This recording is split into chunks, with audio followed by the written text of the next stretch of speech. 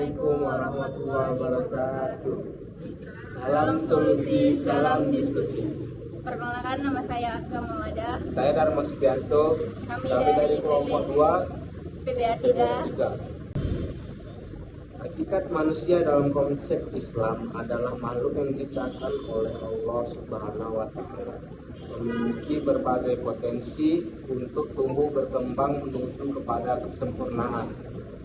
Dalam konteks pendidikan, ini memiliki beberapa implikasi penting. Pertama, sistem pendidikan Islam harus dibangun di atas konsep kesatuan. Ini berarti bahwa pendidikan harus mencakup semua aspek kehidupan manusia, baik fisik, mental, maupun spiritual. Pendekatan holistik ini bertujuan untuk mengembangkan potensi manusia secara penuh. Kedua, hakikat pendidikan menjadikan arah pendidikan menjadi kokoh dan kuat untuk memuliakan manusia. Upaya dalam praktik pendidikan perlu mendasarkan diri pada hakikat pendidikan sebagai yang penyangganya. Berbagai upaya dan peralatan dilakukan manusia untuk meningkatkan kemakmuran dan kesejahteraan hidupnya dengan jalan menerapkan pengetahuan.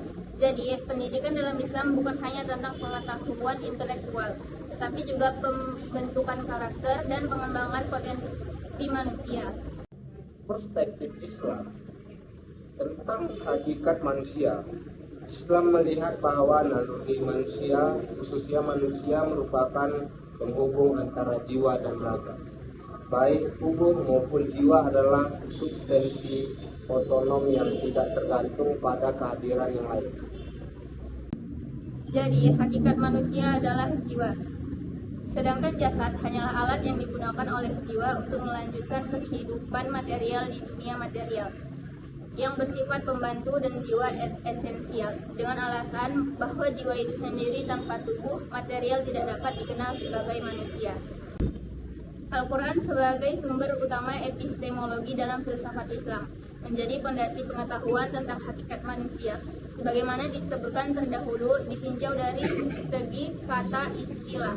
Terdapat 3 kosakata kunci yang digunakan Al-Quran dalam menjelaskan posisi eksistensial manusia, yakni 1. Kata al-insan. Kata al-insan berakar dari kata nasiyah yang mempunyai arti lupa. Dalam Al-Quran, kata al-insan disebut sebanyak 73 kali yang tersebar ke dalam 43 surat. 2. Kata al-basyar. Sebanyak 36 kali penyebutan kata al-basyar dalam Al-Quran yang terdapat pada 26 surat. Secara etimologi, kata al-basyar adalah untuk jamak dari kata al-basyar yang berarti kulit kepala, wajah, dan tubuh yang menjadi tempat tumbuhnya rambut.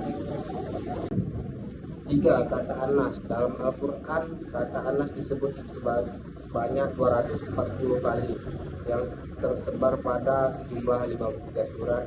Hakikat manusia yang dimaknai dalam kata-kata anas ditunjukkan pada manusia sebagai makhluk sosial yang lebih luas, menunjuk pada seluruh manusia secara umumnya tanpa melihat status orang beriman atau bahkan orang kafir. Adapun implikasi konsep Islam tentang hakikat manusia dan hubungannya dengan pendidikan Islam adalah: pertama, sistem pendidikan Islam harus dibangun di atas konsep kesatuan antara qalbiyah dan akliyah untuk dapat menghasilkan manusia intelektual dan berakhlak.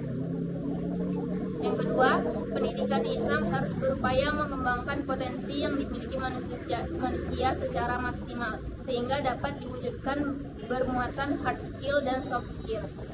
Yang ketiga, pendidikan Islam harus dijadikan sarana yang kondusif bagi proses transformasi ilmu pengetahuan dan budaya Islam. Kelima, proses internalisasi nilai-nilai Islam ke dalam pribadi seseorang harus dapat dipadukan melalui peran individu maupun orang lain, sehingga dapat memperkuat terwujudnya kesatuan pola kesatuan tujuan yang menuju terbentuknya mentalitas Islam insan kami. Konsep hakikat manusia dan fungsi penciptanya dalam alam semesta harus sepenuhnya diakomodasikan dalam rumusan teori-teori pendidikan Islam melalui pendekatan kewahyuan, empirik, keilmuan dan rasional. Sekian dari kami. Wassalamualaikum warahmatullahi wabarakatuh.